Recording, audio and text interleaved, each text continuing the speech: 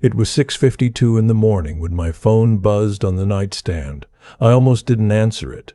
I'd been up late the night before going through some old files in the garage, the kind of thing you do when you can't sleep and you don't want to think about why. But I saw the name on the screen and I picked up immediately. It was my mother's neighbor, Dorothy. 78 years old herself, but sharp as a tack. She said my mother had fallen getting out of the bathtub. Not badly, she thought, but she was shaken up and her wrist was hurting and she didn't want to drive herself to urgent care. My mother is 81. She lives alone in the house I grew up in, about 22 minutes from where I live now. She's stubborn in the way that women of her generation tend to be, the kind of stubborn that looks like strength, because most of the time it is. She wouldn't have let Dorothy call me unless something was genuinely wrong. I got out of bed and went down the hall to where my wife was getting ready for work.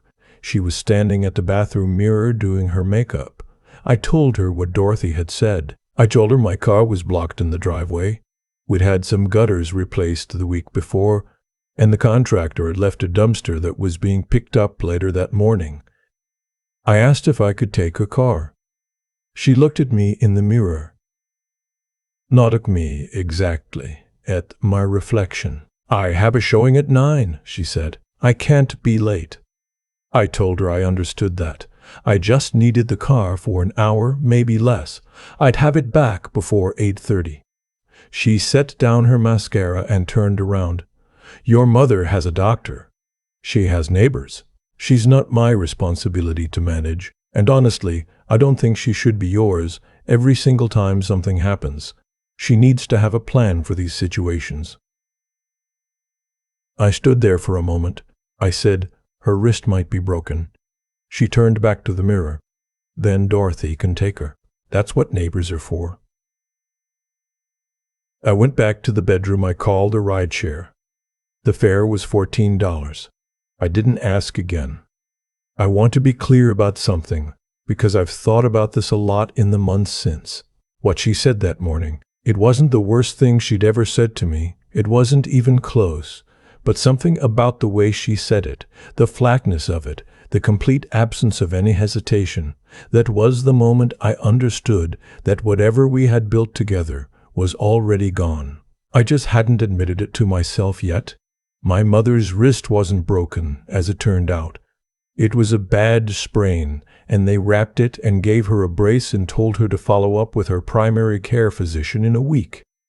She was embarrassed to have caused a fuss. She kept apologizing to me for the inconvenience, which broke my heart a little, because there was no inconvenience.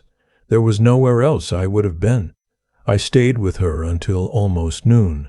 I made her tea and put some soup on the stove and called her doctor's office to schedule the follow-up. Her neighbor Dorothy came over around 10:30 and sat with us, and the three of us watched an old game show rerun and talked about nothing in particular, and my mother laughed at something Dorothy said, and I watched her and thought, this is what matters. I drove home in my wife's car. She'd texted me around 9 to say the showing had been rescheduled and I could use it after all, as if that were a generous offer. And by the time I pulled into the driveway, I had already made a decision I hadn't quite put into words yet. My wife and I had been married for 19 years.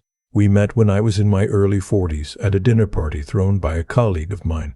She was in real estate, newly licensed, ambitious in a way I found attractive at the time. We dated for 2 years, got married in a small ceremony in Vermont, bought the house we live in now about a year after that. For a long time, things were good. Or good enough. I was working long hours at the firm. I'm an architect, semi-retired now, but I was still taking on significant projects well into my early 60s, and she was building her client base, and we existed in that comfortable, parallel track way that a lot of long marriages fall into. Separate schedules, shared dinners when both of us were home, occasional weekends away. The cracks started showing about 4 years ago. Maybe longer, if I'm honest. She'd grown distant in a way I couldn't quite name. She traveled more for work, or said she did. She stopped asking about my projects. She stopped asking about my mother. My mother had always been a sore point between us. Not in a dramatic way, not at first. My wife had no real issue with her as far as I knew. But as the years went on, I noticed small things. She'd decline invitations to Sunday dinners with excuses that felt thin. She'd leave the room when I was on the phone with my mother. Once, when my mother came to stay with us for a week after a minor procedure, my wife spent 3 of those 5 days at a hotel. For some quiet, she said, because she had a big listing coming up and needed to focus. I told myself it was just the way she was. Some people aren't natural caregivers. Some people have limits. I told myself that for a long time. About 6 weeks after the morning with the car, I got a call from my financial advisor. He was a careful man, methodical, the kind of person who double-checked things as a matter of habit. He called to confirm some recent transfers out of our joint brokerage account, because the amounts were larger than usual and he wanted to make sure everything was in order. I told him I hadn't made any transfers. There was a pause on his end. He read me the dates and amounts. 3 transfers over the previous 2 months. $11,000, $14,000, $9,000, $34,000 total moved into an account I didn't recognize. I asked him to send me everything in writing. I thanked him, and I hung up the phone, and I sat in my home office for probably 20 minutes without moving. Then I called my attorney. I want to describe what I felt in those 20 minutes, because it was not what I expected. I expected anger. I'd felt anger before in my life, real anger, the kind that rises hot and fast and makes your hands shake. But what I felt sitting in that chair was something quieter and much colder. It was the feeling of a door closing, not slamming, just closing softly, with a click. I had spent 19 years with this woman. I had watched her build a career and supported her through 2 failed business ventures before the real estate took off, had taken out a second line of credit on our home when she needed capital for her own agency. I had done all of this without keeping score, because you don't keep score with your spouse. That's not what it's supposed to be. But she had kept score, or she had kept something, and whatever it was, she'd decided she was owed $34,000 without asking. My attorney's name is James. He's been practicing family law in our state for 30 years, and he's not a man who shows surprise easily. But when I told him what my financial advisor had said, he went quiet for a moment before he spoke. He said, "Don't move anything. Don't say anything to her. Come see me Thursday." I said, "Thursday," he said, "and look through whatever financial documents you can access without raising flags. Bank statements, brokerage, retirement accounts, any accounts that are jointly held." I said I would. I didn't sleep much that week. She came home that evening around 7. She made herself a drink and sat at the kitchen island scrolling through her phone. She asked what I wanted for dinner in the tone of someone who was hoping the answer was nothing or takeout, and I said I wasn't hungry, and she shrugged and ordered herself some Thai food. We watched television that night separately. She had her shows, I had mine. At one point, she called from the other room, asking if I'd seen her charger. I said I hadn't. She found it. We said goodnight. I lay in the dark and listened to her breathe and thought about $34,000. James was thorough. Over the following 3 weeks, he and his paralegal went through everything. What they found was worse than I'd thought, though not in the way I'd feared. She hadn't emptied us out. She hadn't emptied us out. She hadn't done anything so obvious. What she had done was more methodical, more patient. Small amounts moved here and there over the course of about 14 months. The $34,000 in the brokerage was the largest, but there were smaller amounts from the household account. $300 here, $500 there, the kind of thing that gets lost in the normal churn of monthly expenses, unless you're specifically looking. James estimated the total at somewhere between $51,000 and $60,000. He also told me that she had, approximately 8 months prior, consulted with a divorce attorney in a city about 40 miles away. He couldn't tell me what was discussed, but he could tell me the consultation had taken place. She had been planning this, quietly, methodically, for the better part of a year, while I was fixing the gutters and visiting my mother and watching television in the other room. James filed the paperwork on a Thursday. She was served at her office. She called me 11 times that afternoon. I let every one of them go to voicemail. That evening she came home and I was sitting at the kitchen table with a cup of coffee, and she stood in the doorway with the papers in her hand, and her face was doing something I'd never quite seen it do before. It was not guilt, exactly. It was something closer to the look of someone who has miscalculated. She said my name. I said, "You should call your attorney." She said, "We need to talk about this." I said, "I agree, which is why I've retained legal counsel. You should do the same." She stood in the doorway for a long time. Then she said, "I was going to tell you." I looked at her. "I was going to do this differently," she said. "I wasn't trying to." "I know," I said. "Your attorney will be in touch with mine. She slept in the guest room that night." And the night after, by the end of the week, she'd arranged to stay with a friend. I'm not going to pretend that what followed was easy, because it wasn't. Divorce is brutal in the way that slow things are brutal. Not one clean break, but 100 small ones spread out over months. There were arguments through attorneys, disputes over the house, questions about retirement accounts and her agency, and what had been commingled and what hadn't. There were nights I sat alone in the kitchen at 2 a.m, wondering how I'd missed so much for so long. But I also want to say this: I was not destroyed by it. I think that surprised me more than anything. I had spent so many years imagining that the end of this marriage, if it ever came, would flatten me. I was 63 years old.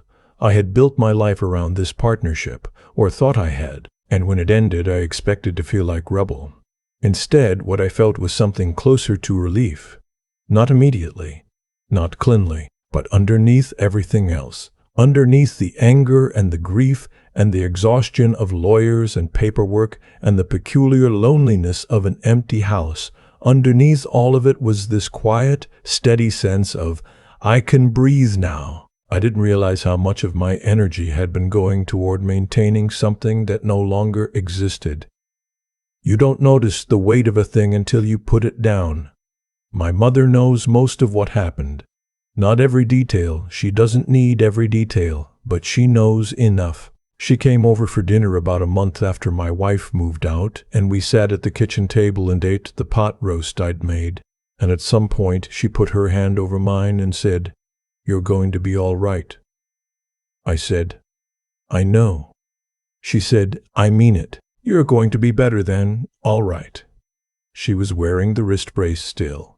She had a follow-up appointment the week before, and the doctor said she'd been doing well. She'd started a gentle yoga class at the senior center on Tuesday mornings, which I found quietly wonderful, my 81-year-old mother trying yoga. I asked her if she liked it. She said, "I like the people. The poses are just an excuse." I laughed. She laughed. She laughed. The kitchen felt warmer than it had in years.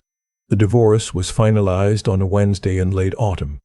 James called me that afternoon and told me it was done. I thanked him, and we talked briefly about a few remaining details, and when I hung up I drove to my mother's house and brought her flowers. Just some yellow tulips I picked up at the grocery store, nothing special. And she put them in a vase on the kitchen windowsill and made us tea. We sat at her kitchen table, the one I'd eaten breakfast at every morning as a child. The afternoon light came in low through the window and hit the tulips and made them glow a little. She asked me how I was feeling. I thought about it honestly, which is not always something I'm good at. "Lighter," I said. "I feel lighter." She nodded like she understood, and I think she did, and we drank our tea and watched the light move across the table, and neither of us needed to say anything else. People ask me sometimes, friends mostly, men around my age who are quietly taking stock of their own lives. They ask me what I would do differently, what the lesson is. And I've thought about it enough now that I have an answer, though it's not a particularly dramatic one. I think the lesson is this: you have to pay attention, not to the big moments. Those are easy to see, but to the small ones. The morning your wife looks at you in the mirror and her eyes are completely flat. The dinner-time conversation she stopped having. The Sunday drive to your mother's house she stopped offering to join. Those moments are telling you something. Listen earlier than I did, and take care of your mother. Take care of the people who would answer when you call at 6:52 in the morning. Take care of the people who make tea and sit with you and say you're going to be all right. Those people are not inconveniences to be managed. They are the whole thing. They are absolutely the whole thing. I've been thinking about cause and effect a lot lately. Not in any grand philosophical way. Just in the quiet, practical way you think about things when you're 63 years old and sitting alone in a kitchen that used to feel crowded and now feels exactly the right size. What I've come to believe is this: the life you end up with is mostly built from the small choices you made when nobody was watching. Not the dramatic ones. Not the moments you rehearsed or the decisions that came with ceremony. The small ones. The morning you decided to answer the phone at 6:52. The moment you chose not to ask a second time. The afternoon you sat with an attorney instead of going home and pretending nothing had happened. My wife made small choices too. She chose over and over, across months and years, to treat the people I loved as inconveniences. She chose to move money quietly rather than have an honest conversation. She chose a life she wanted without telling me she'd stopped wanting the one we had. None of those were single, catastrophic decisions. They were 100 small ones, each one barely visible on its own, but stacked up over time they became something I couldn't ignore anymore, and I made my own choices. I chose to look away when I should have looked clearly. I told myself the distance between us was just the rhythm of a busy marriage, that the coldness was stress, that the absences were work. I was not a fool. But I was willfully incurious about things I didn't want to know. That's its own kind of cost, and I paid it. What I understand now is that character isn't what you declare about yourself. It's what you do when something is genuinely hard and genuinely inconvenient. Dorothy is 78 years old, and she called me at dawn to tell me my mother had fallen. She didn't have to do that. She did it because that's the kind of person she is. But kind who shows up without being asked, without calculating what it costs her. My mother is 81, and she apologized for causing a fuss when I walked through the door. That's not weakness. That's a lifetime of caring about how her presence affects the people around her. The intelligence I want to carry forward, the kind that actually matters, is the ability to see people clearly and choose them wisely. Not to be suspicious or guarded, but to pay attention. To notice who shows up and who finds reasons not to value the Dorothy in your life more than the person who treats your mother's pain as a scheduling conflict. The resilience I had to find wasn't dramatic. It was just getting up the next morning and the morning after that and doing the things that needed doing. Calling my attorney, making pot roast, buying yellow tulips, sitting at my mother's kitchen table in the afternoon light and letting myself feel, finally, like I could breathe. That's all it was. That's also everything it was. You don't have to blow your life up to start living it more honestly. But sometimes the life you thought you were protecting turns out to be the thing that was holding you back. And when that door closes, softly with just a click, sometimes the right response is simply to let it